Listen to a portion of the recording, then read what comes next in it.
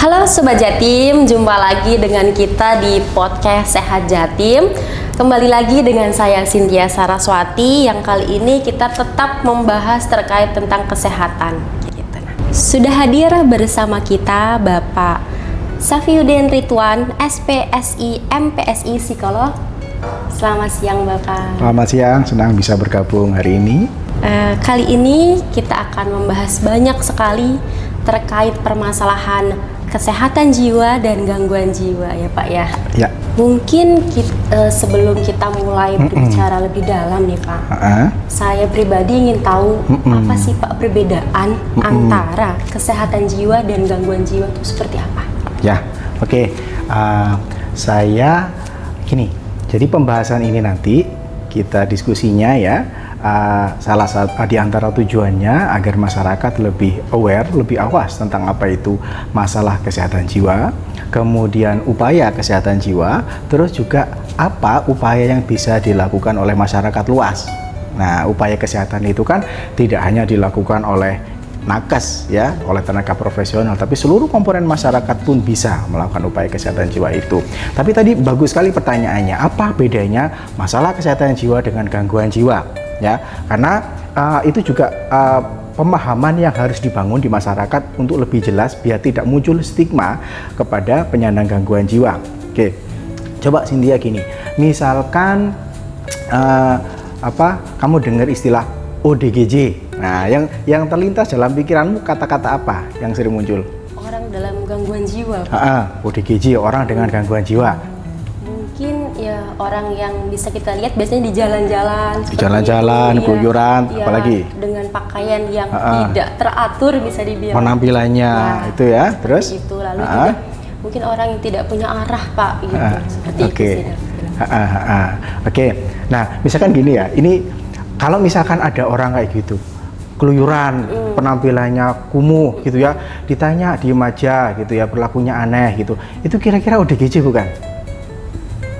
Kalau sekilas sebagai orang awam lihatnya seperti itu Pak. Gitu ya. Tapi ternyata di belakangnya ada hati atau walkie-talkie. Berarti intel ya. Enggak, itu bercanda. Jadi gini, untuk memudahkan pemahaman ke masyarakat, coba kita bagi kriteria ya. Kriteria spektrum dari kesehatan jiwa dan masalah kesehatan jiwa. Secara sederhana kita bagi gini, ada 4 golongan, 4 kriteria. Pertama, individu sehat ya. Kedua, kelompok berisiko. Kemudian ada kelompok bermasalah, terus yang terakhir ada kelompok gangguan. Nah, ini kita harus paham dulu biar kita nggak langsung menjudge gitu ya, oh ini perilakunya bermasalah pasti gangguan, belum tentu gitu ya. Individu sehat. Ya, sehat itu seperti apa sih ya dalam perspektif kesehatan jiwa ya? Kalau definisi WHO yang kemudian diadaptasi, dikembangkan oleh Kementerian Kesehatan, yang namanya sehat jiwa itu cirinya ada sehat fisik, sehat mental emosional, kemudian sosial dan spiritual. Ya, yang itu kemudian diwujudkan dalam kemandirian dan produktivitas. Kita bahas, kok bahasanya terlalu teoritis gitu ya. Kita bahas. Sehat fisik dan mental ya. Misalkan ada orang itu fisiknya bagus, sehat, segar bugar, cerdas gitu ya, berprestasi, tapi nggak rukun sama tetangganya, nggak rukun sama saudaranya. Nah, itu berarti nggak sehat secara sosial. Nah, itu bisa jadi ada indikasi masalah kesehatan jiwa. Kemudian spiritual. Spiritual ini ternyata juga jadi unsur penting untuk menentukan seseorang itu sehat atau tidak. Di negara-negara sekuler, spiritualitas mungkin nggak terlalu dianggap penting ya, tapi Indonesia itu bagian yang esensial.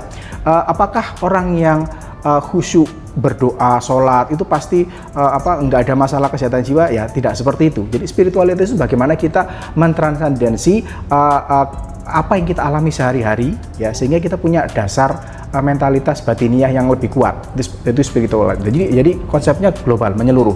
Fisiknya ya, mental emosionalnya ya, sosial, tetangga, saudara itu juga kita harus secara harmoni. Kemudian spiritual. Nah, ini kemudian diwujudkan dalam kemandirian dan produktivitas. Apabila ada orang yang secara itu tadi 4 itu tadi bagus, cuma dia dependen sama orang lain, itu juga indikasi masalah gitu ya. Jadi harus ada independensi, kemandirian. Kemudian produktivitas. Apakah produktif itu harus orang yang punya pekerjaan bagus? Ya belum tentu. Ya kalau nganggur gimana? Nah, yang dimaksud produktivitas itu adalah orang yang dia punya keinginan maupun upaya untuk berkarya, berkontribusi ke lingkungannya. Nah, jadi ini gambaran menyeluruh tentang kesehatan jiwa. gitu ya, nggak cuman wis pokoknya nggak ada gejala berarti sehat, belum tentu. Nah itu gambaran individu sehat. Kemudian bergerak, nanti kita bergerak spektrumnya ya, bergerak ke kelompok berisiko. Nah, apa itu kelompok berisiko? Yang namanya resiko itu potensial, belum manifest. Resiko kesehatan jiwa ada yang internal, ada yang sumbernya ada yang eksternal. Kalau yang internal misalkan ada yang bawaan, ya, bawaan, ada juga yang genetis walaupun kecil gitu ya. Dari dalam diri individu sendiri. Kemudian ada juga yang resiko eksternal. Misalkan orang yang bekerja dalam lingkungan yang berisiko, pekerjaan yang risikonya tinggi, atau yang lingkungannya toksik kalau bahasa anak sekarang ya. Nah, itu juga berisiko mengalami masalah kesehatan jiwa gitu ya. Apakah orang yang toksik itu pasti gangguan? Apakah orang yang kena toksiknya itu nanti jadi gangguan? Ada dampaknya terhadap orang tersebut. Ya. Nah, kita jangan dulu bicara gangguan karena masih ada satu tahap lagi namanya ODMK atau orang dengan masalah kesehatan jiwa. Nah, tadi ada risiko ya. Semua orang di era modern ini pasti terpapar risiko, memiliki atau terpapar risiko. Tidak ada yang tidak terpapar. Ya, semua orang pasti pernah mengalami stres, kecemasan, termasuk saya, kamu juga pasti pernah. Ya, tapi pertimbangannya adalah apakah dia mampu mengelola, mampu resilience terhadap masalah atau risiko itu tadi. Kalau dia bisa, oke, dia survive, dia jadi orang yang sehat, ya, mentalnya kuat. Kalau istilah klinisnya adekuat. Tuh. Tapi kalau dia sudah mulai capek, gitu ya, goyah, nah, mulai akan timbul masalah. Contoh, kita stres itu kan makanan sehari-hari ya. Setiap orang dimanapun pasti ada stresnya. Stres itu ada yang baik, ada yang nggak baik atau nggak sehat. Eustress dan distress. Oke, kapan stres itu mulai jadi masalah? Contoh, ketika kita sedemikian suntuknya stresnya sampai pikiran kita tiba-tiba ngeblank. Aku tadi mau ngerjain apa ya? Mau jalan kemana di tengah jalan? Aku tadi mau kemana ya? Karena sudah terlalu crowded di sini. Ya, terus kita sering mimpi buruk, muncul masalah-masalah pencernaan. Kalau dihubungkan dengan simptom fisik ya, ketegangan otot saraf akibat stres atau akibat cemas. Nah, itu sudah mulai jadi masalah. Nah, oke. Masalah sebagaimana masalah kesehatan jiwa ya, sebagaimana masalah fisik itu ada spektrumnya juga, ada yang ringan, sedang, berat. Kalau yang kesehatan fisik ya, apa contohnya masalah yang ringan? Luka-luka saja kayak luka-luka, terus misal katakanlah kita kebaret sesuatu, tajam atau apa seperti itu sih. Kudiken gitu ya, panu masuk angin ya. Ya yang ringan yang kita bisa obati sendiri, yang ada obat di warung gitu bisa, itu yang ringan. Ada juga yang sedang, ada yang berat ya, yang harus oleh tenaga profesional. Kesehatan jiwa juga seperti itu. Seperti contoh tadi itu stres, ada juga cemas. Nah, cemas itu juga ada gradasinya ya. Ketika cemas yang ringan yang itu bisa kita tangani sendiri, oke, itu masalah, tapi ya ringan masih bisa gitu ya. Tapi ketika kecemasan itu sudah mulai berat ya, sedang berat gitu, sudah mulai berefek ke fisik dan emosional kita maupun cara berpikir kita, itu sudah mulai lebih parah gitu ya. Orang yang sering mimpi buruk, nggak ada apa-apa tapi sering mimpi buruk ya, atau orang yang mimpinya nggak jelas, tiba-tiba bangun itu kok perasaanku nggak enak dan sering seperti itu kecemasan bawah sadar gitu ya. Nah, itu masalah kesehatan jiwa yang bergerak sudah level sedang gitu ya. Nah, ketika masalah kesehatan jiwa ini tidak tertangani dengan baik, levelnya sudah bergerak semakin berat, dia individunya sudah tidak bisa lagi menangani sendiri, dia minta bantuan temannya sudah juga nggak ngatasi, dia harus ke profesional, ke fasiankes atau ke praktek profesional. Nah, ini kita sudah bergerak ke gangguan. Ketika gangguan itu berarti gejala, simptom atau gejalanya ya, baik dari frekuensinya, secara kuantitas maupun kualitas atau intensitas itu sudah memenuhi kriteria gangguan. Nah, ini yang kita harus pahami rekan-rekan pemirsa sekalian ya. Jadi kita jangan mudah untuk mendiagnosis seseorang, melabel seseorang, karena diagnosis itu urusannya tenaga profesional ya, dokter, psikiater, psikolog klinis gitu ya. Oke, jadi gini, masalah kesehatan jiwa sudah sedemikian berat ya. Nah, ketika masalah ini sudah sedemikian beratnya sehingga muncul gejala atau kelompok gejala yang disebut simptom. Minimal berapa gejala atau waktunya berapa lama atau intensitasnya seberapa parah sehingga memenuhi kriteria diagnosis tertentu, maka itu kita sebut gangguan. Nah, karena sudah ada diagnosisnya apa, gangguan apa gitu kan. Nah, itu sudah memenuhi kriteria diagnosis, kita sebut gangguan Iya, beda jadi masalah tadi ya, karena spektrumnya gitu tadi. Jadi batasannya apa? Kapan disebut ODMK, kapan disebut ODGJ? Nah, ODGJ jadi ketika masalah sudah sedemikian parah sehingga memenuhi kriteria diagnosis. Yang boleh mendiagnosis siapa? Nah, ini yang harus kita perhatikan. Karena zaman sekarang kita nanya di AI itu gampang banget gitu ya. Ada gejala ini kita ketik, kira-kira gangguan apa itu muncul. Nah, itu ada risikonya juga. Namanya self diagnosis, itu ada risikonya juga gitu ya. Untuk mendiagnosis ada ilmunya, ada pemahaman yang sangat panjang, ada asesmennya juga, penggalian yang mendalam untuk mendiagnosis seseorang ini gangguan apa. Dan kita nggak boleh sembarangan, gitu. Ada risikonya juga. Oke. Jadi itu batasannya antara ODMK dan ODGJ. Oke, sekarang ini yang juga saya sampaikan. Kalau kita tanya gini, apa sih tanda-tanda orang itu mengalami gangguan jiwa gitu ya, terus bisa nggak kita amati gitu sehari-hari gitu ya. Nah, itu sama aja kita bertanya gini, apa sih ciri-ciri penyakit menular? Nah kan yang mana dulu penyakit menular ada banyak gitu ya, apa ciri-ciri penyakit tidak menular ada banyak, sama gangguan jiwa ada banyak sekali. Ya, kalau di kode diagnostik itu ada kira-kira 50 sampai 60 gangguan. Belum lagi sub-subnya. Banyak sekali. Iya.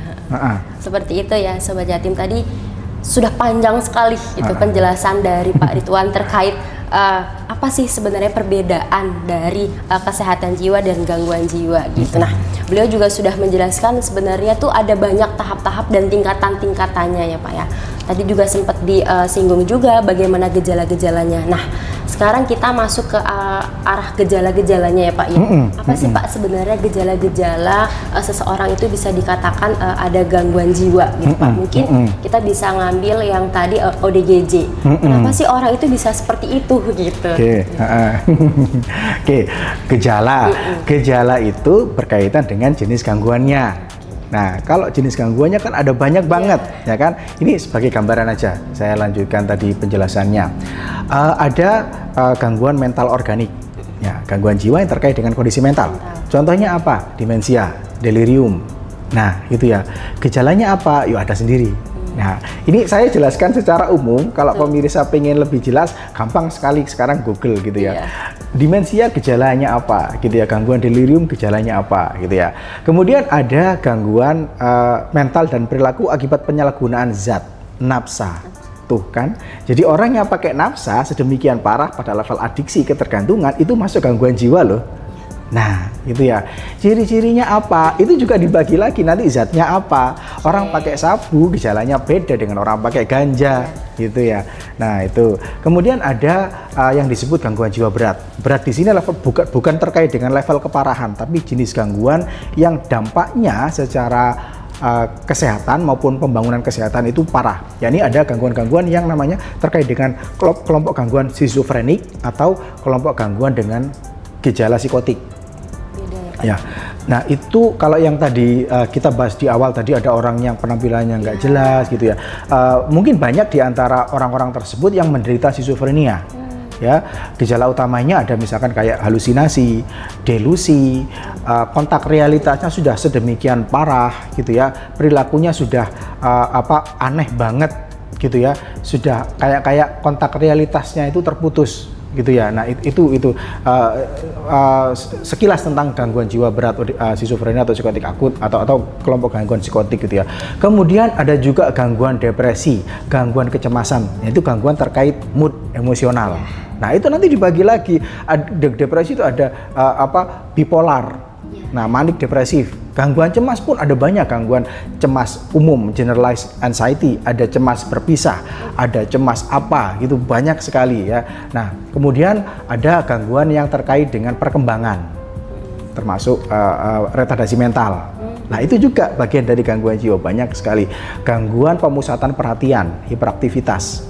Ada juga loh yang namanya gangguan belajar spesifik. Pernah dengar disleksia? Disleksia. Jadi dia intelijensinya nggak masalah, bahkan mungkin bagus, tapi khusus untuk kemampuan tulis menulis dia bermasalah. Itu disleksia. Ada namanya dia orangnya bagus, cerdas, tapi khusus kemampuan matematika dia bermasalah. Namanya diskalkulia. Loh, itu gangguan belajar spesifik, itu juga masuk kelompok gangguan jiwa gitu ya, psikopatologi gitu. Tapi kita jangan langsung menjudgment, oh ini kok ODGJ, jangan langsung digitukan ya kan, nggak enak juga gitu ya. Tapi dia punya, yang jelas punya kondisi kondisi kesehatan jiwa tersebut. Kemudian ada juga gangguan tidur, gangguan makan, ya bahkan ada disfungsi seksual karena stres itu juga masuk. Jadi diagnosanya banyak banget jenis gangguan jiwa. Banyak ya Pak. Banyak banget, iya. Nah itu, dan itu kalau ditarik itu kan levelnya sudah gangguan ya, karena sudah ada diagnosisnya. Kalau ditarik ke level ODMK masalah gitu ya, itu masih bisa tarik. Jadi kalau kita belajar psikopatologi itu gini, pada nanya kalau kita kayak bikin masakan. Ini analogi yang agak aneh ya, tapi mungkin lebih mudah dipahami. Jadi untuk membuat masakan tertentu, bahan-bahannya apa, bagaimana mengkondisikannya. Sama terbentuknya gangguan jiwa, itu orang dengan kondisi seperti apa, secara internal, kemudian diproses oleh lingkungan yang seperti apa, akan muncul gangguan itu, muncul kondisi tersebut. Nah, seperti itu. Nah, jadi ada banyak sekali gitu ya. Nah, kalau masyarakat kita minta menghafalkan jenis gangguan jiwa kan ya susah ya. Wong yang nakesnya aja susah menghafalkan segitu banyaknya. Nah, yang perlu kita pahami adalah dasarnya tadi ya, ada individu sehat, individu berisiko, bermasalah, kemudian ada gangguan. Nah, nanti kita mungkin akan bahas yang namanya P3LP. Apalagi itu P3LP. Nah, itu mempermudah kita untuk memahami permasalahan dan penyikapannya secara mudah. Oke.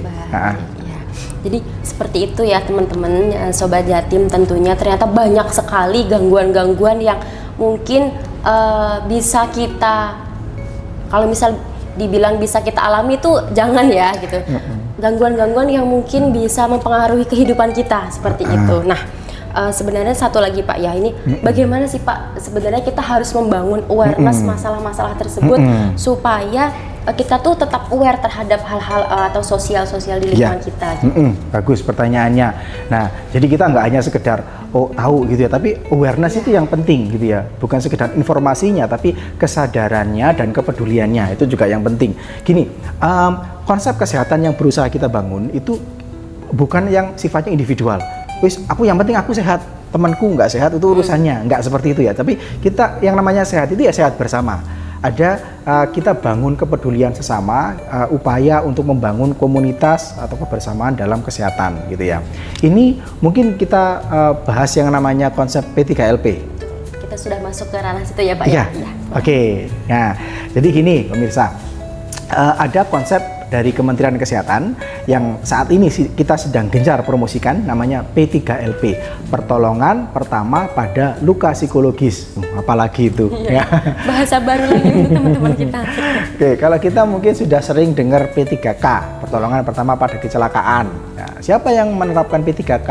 Seluruh komponen masyarakat, karena semua masyarakat pun bisa. Dia nggak harus pelatihan tentang kesehatan, nggak harus sekolah kesehatan dulu, semua bisa. Yang sekedar plester luka, perban gitu kan, kompres gitu kan, bisa P3K gitu ya. Nah, itu untuk luka fisik ya. Nah, kalau lukanya psikologis secara mental atau kejiwaan, ada yang namanya P3LP, pertolongan pertama pada luka psikologis gitu. Oke, apa itu luka psikologis? Itu, Pak. Iya. Nah, kita kaitkan juga dengan yang pembahasan yang bagian pertama tadi ya. Itu istilah baru ini. Oke, gini, sebagai ilustrasi, misalkan ada situasi atau insiden ya yang menimbulkan tekanan yang sangat berat bagi seseorang ya, dan itu atau dipersepsi atau dirasakan berat bagi seseorang ya. Nah, karena itu kan persepsi juga. Nah, itu kita sebut krisis. Ya, istilah krisis ya, dan dalam hal kesehatan jiwa ya, krisis gitu. Nah, tentunya krisis ini subjektif. Apa yang suatu kejadian yang luar biasa menekan atau menimbulkan tekanan bagi seseorang mungkin tidak bagi orang lain. Ya, misalkan ada orang yang kucingnya wafat. Kucing kok wafat ya? Mati. Kucingnya meninggal. Mati. Nah, bagi sebagian orang mungkin ya sedih, cuman biasa aja. Ada yang kesedih banget gitu ya, sampai depresi. Iya, berlarut-larut, berminggu-minggu, bahkan berbulan-bulan. Karena bagi dia si kucing ini seperti anaknya sendiri. Nah, ya kan beda kan? Betul. Nah, itu tiap orang persepsinya sendiri. Dalam situasi bencana pun tingkatan resiliensi orang itu beda-beda. Ada yang lebih cepat untuk pulih gitu ya, ada yang begitu harta benda keluarganya itu meninggal, hancur gitu, dia sulit untuk bangkitnya. Itu perbedaan secara subjektif tentang krisis. Nah, ketika krisis itu kemudian menimbulkan perasaan tidak nyaman atau tidak aman secara berlebihan dan terus-menerus sehingga mengganggu aktivitasnya sehari-hari, nah itulah yang namanya luka psikologis.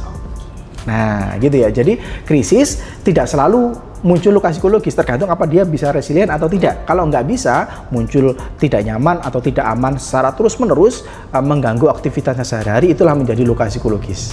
Nah, oke. Jadi apapun bentuknya macam-macam. Bentuknya macam-macam dan itu tingkatannya juga macam-macam ya. Kita kembali bicara spektrum. Nah, spektrum atau tingkatan luka psikologis gitu ya. Nah, pertama ada devian. Devian itu berbeda ya. Orang itu biasanya ceria. Kok tiba-tiba diam, tiba-tiba menyendiri. Kenapa ini? Nah, itu kan udah beda, devian. Itu cara mudah kita untuk mendeteksi ya. Kemudian ada yang namanya distress. Distress itu dia kelihatan banget ada tekanan batin yang dia hadapi, jadi murung gitu ya, sedih terus menerus gitu, kadang-kadang nangis walaupun nggak ada sebabnya, diem gini ngelamun tiba-tiba keluar air mata. Nah itu distress yang ini juga dipendam juga gitu ya. Distress itu kelihatan orang ini kok kelihatan banget gitu ya, diem, semangatnya hilang gitu. Biasanya dia suka nonton drakor gitu ya, sekarang drakor sama gini gitu ya, jadi pikirannya kemana gitu. Jadi itu distress. Lebih tinggi lagi tingkatannya ada disable. Nah, ketika distress atau luka psikologi sudah sedemikian parah sehingga dia nggak bisa kerja, dia terhalangi aktivitasnya gitu ya, mau keluar rumah takut gitu ya, termasuk kecemasan yang sangat tinggi ya. Kalau dulu waktu pandemi COVID itu banyak sekali orang yang mulai mengalami disabilitas, bukan orang disable ya, tapi hambatan mentalnya itu ya, dia keluar rumah itu takut, terus kemudian dengar suara sirine itu tiba dek gitu ya. Nah, karena setiap hari ada berita kematian. Setiap hari kayak di kampung, di musola itu ada berita innalillahi gitu ya. Nah, jadi traumanya itu kebawa kemana-mana. Ada yang sampai sekarang dengar suara sirine ambulan itu dia langsung keringat dingin, panik gitu ya. Padahal pandeminya sudah berlalu. Tuh, dia sehingga terhalangi aktivitasnya, disable. Tingkatan yang lebih tinggi, dangerous, bahaya. Baik itu bahaya terhadap diri sendiri atau orang lain. Bahaya terhadap diri sendiri, contohnya dia sudah mulai self-harm, menyakiti diri sendiri.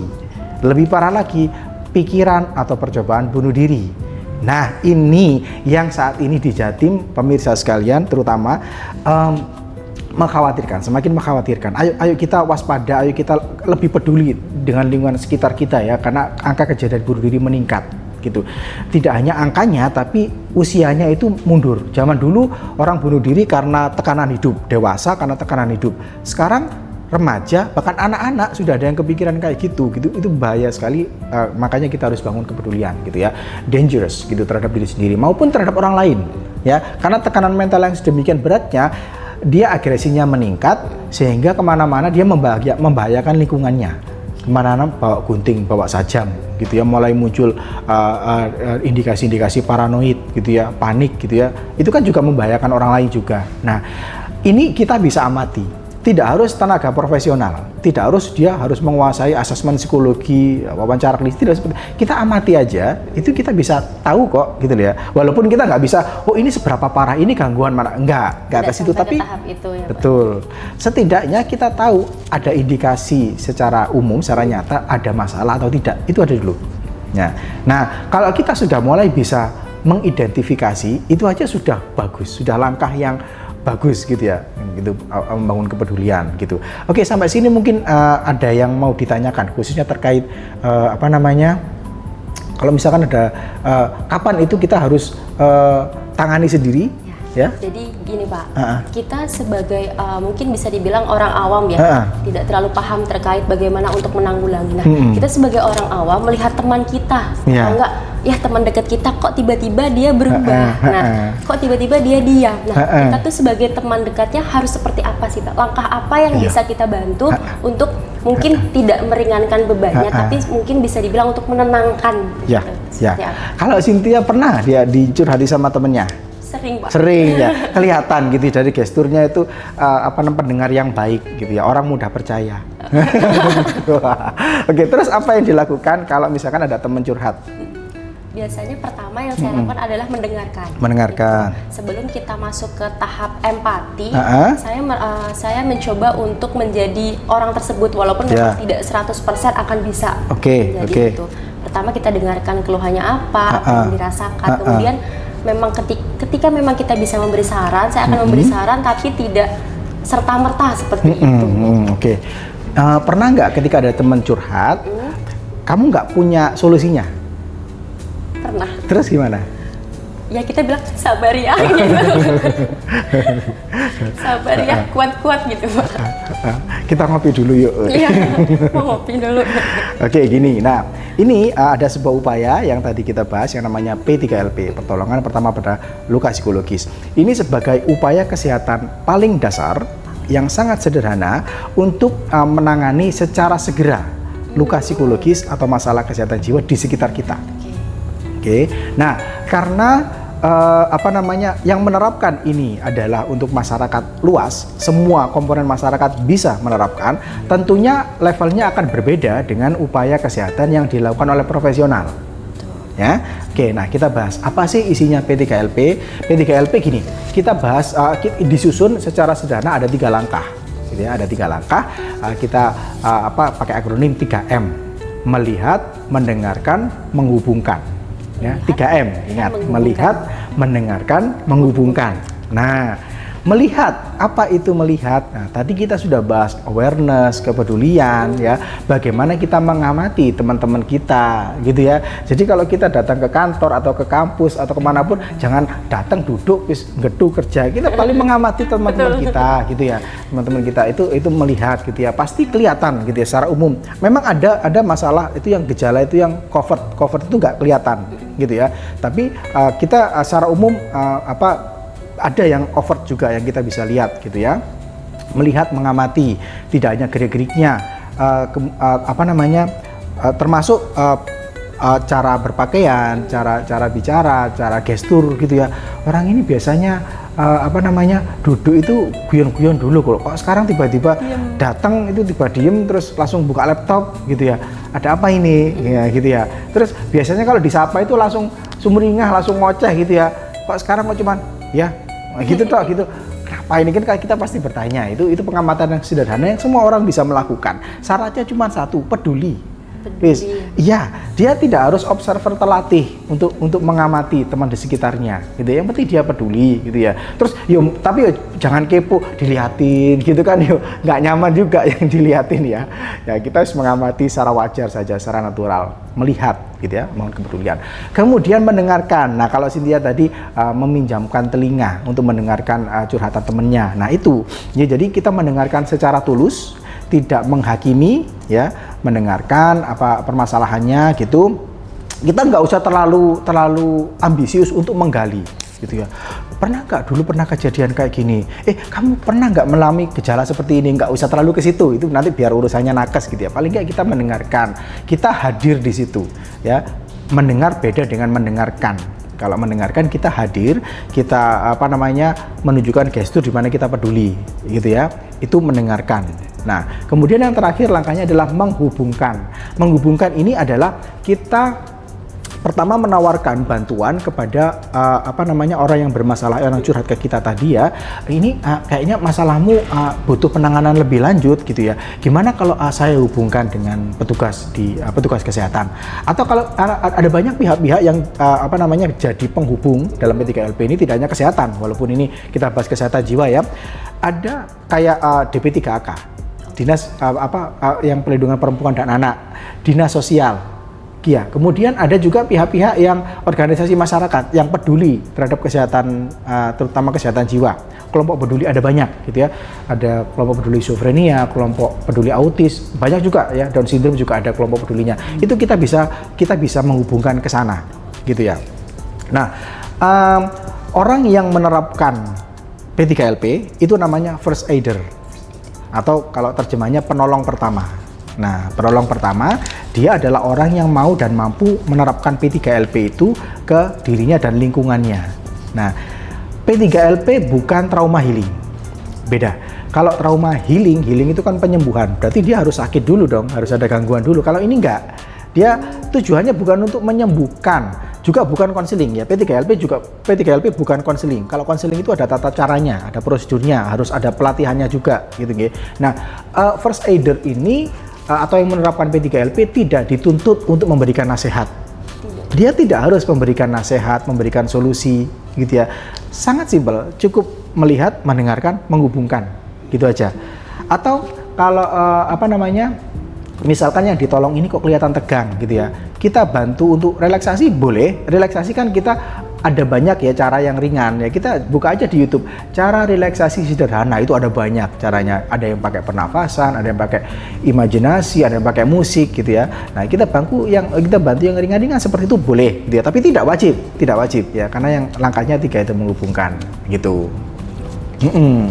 Gitu ya Sobat Jatim, tadi bisa kita ambil garis benang merahnya, dimana kalau misal memang ada teman kita yang kita merasa bahwa oh ini kok tiba-tiba berubah gitu. Yang pertama adalah peduli ya Pak ya.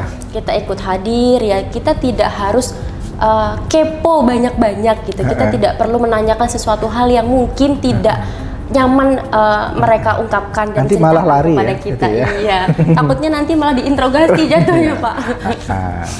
Tuh. Oke.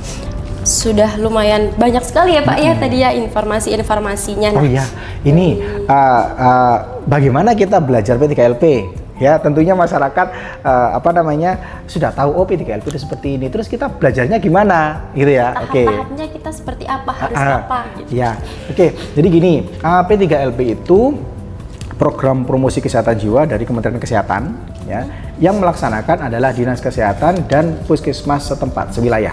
Jadi kalau misalkan Bapak Ibu punya komunitas atau misalkan Bapak Ibu guru di sekolah ya, atau HRD di satu instansi, aku pengen teman-temanku belajar bareng P3LP ya.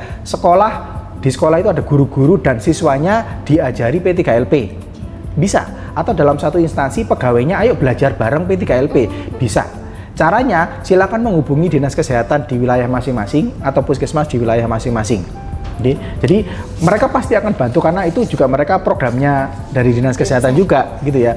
Nah mereka pasti akan mendukung sekali gitu ya.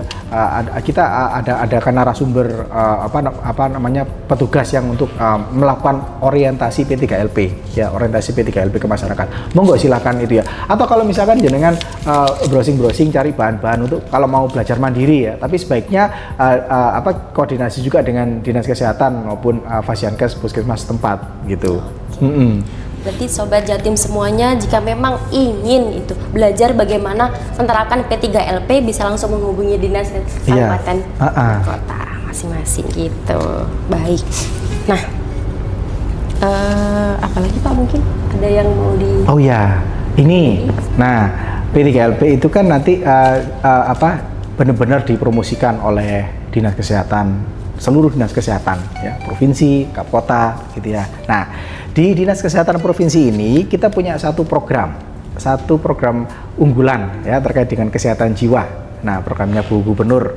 Nah, kita punya layanan yang namanya Sehati Jatim. Ya, Sehati Jatim, Sentra Sehat Jiwa Jawa Timur.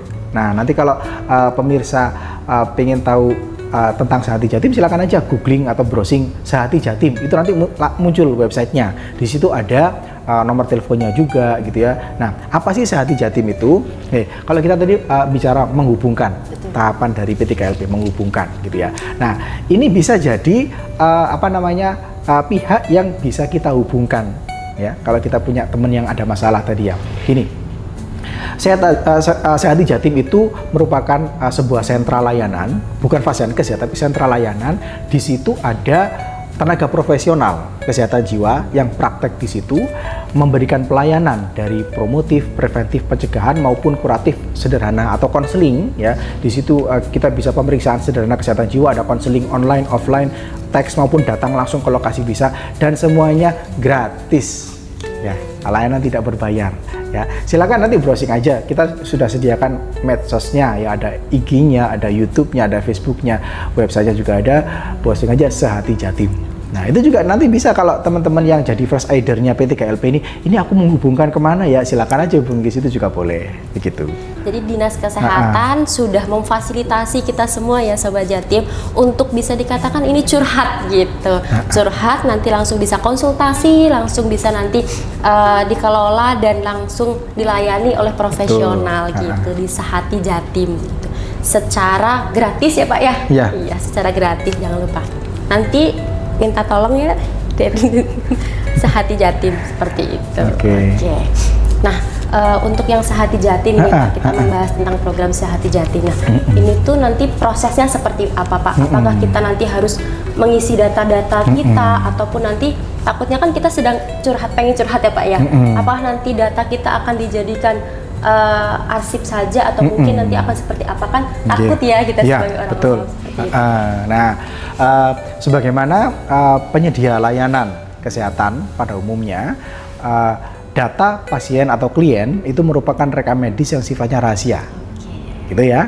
Nah, silakan aja, kita nggak harus mendaftar dulu ke loket, enggak seperti itu. Wis hubungi aja, nanti ada, kalau Bapak Ibu pemirsa browsing ada nomor kontaknya ya, WA aja di situ, itu nomor WA gitu ya. Perkenalkan nama saya siapa, dari mana, saya mau konseling gitu aja. Wis nggak usah yang ribet-ribet. Nah, nanti akan sama petugasnya akan dilayani gitu ya. Dilayani soal tempatnya juga nanti untuk saat ini ya. Sehati Jatim ini rencananya ke depan, 5 tahun ke depan akan didirikan di beberapa wilayah regional se-Jawa Timur. Nah, jadi tersebar kan wilayah Jawa Timur luas, ada beberapa daerah sentra-sentra gitu ya. Saat ini sentra pertama yang didirikan itu berlokasi di wilayah di area Rumah Sakit Jiwa Menur, Rumah Sakit Menur. Tapi bukan bagian dari layanan Menur ya. Jadi kok aku ke Rumah Sakit Jiwa Menur? Enggak, itu ya tempatnya kita difasilitasi oleh Rumah Sakit Menur ya. Kami berterima kasih kepada Rumah Sakit Jiwa Menur ya, difasilitasi, ada satu gedung, di situ ada bertempat ruangannya sentra Sehati Jatim tadi gitu. Berarti kalaupun misal tidak mendaftar, tapi harus mendaftar dulu untuk nanti bertemu secara offline atau nanti bisa ketemu. Jadi kalau yang online itu langsung aja chat gitu ya, by chat gitu. Tapi kalau mau offline kan bikin janji temu dulu ya, ketemu kapan, jam berapa gitu ya. Gitu ya Sobat Jatim, kita sudah mencoba untuk memfasilitasi gitu kan. Kalau untuk teman-teman yang memang merasa kesepian ataupun ada pikiran, aduh kok aku stres banget hari ini, kok burnout sekali, pengen curhat. Nah, itu langsung saja menghubungi Sehati Jatim ya Pak ya? Ya. Oke, baik. Mungkin sudah luar biasa ya Pak ya ilmunya yang diberikan ke kita semua ya Pak ya. Sudah sangat, wow, ini memang bisa dibilang kondisi mental kita, apalagi saya bisa dibilang Gen Z ya Pak ya. Gitu, sedikit-sedikit stres, sedikit-sedikit ngerasa, aduh kok seperti ini, kok seperti itu gitu. Memang perlu sekali sih Pak fasilitas-fasilitas yang mungkin bisa membantu kita semua gitu. Gitu. Baik, sudah sangat panjang sekali ya obrolan kita kali ini gitu kan. Terima kasih Pak sudah menyempatkan hadir berbagi ilmu kepada kita semua, kepada Sobat Jatim juga ya gitu. Senang bisa berbagi. Nah, tak terasa kita sudah berada di penghujung obrolan ya Sobat Jatim.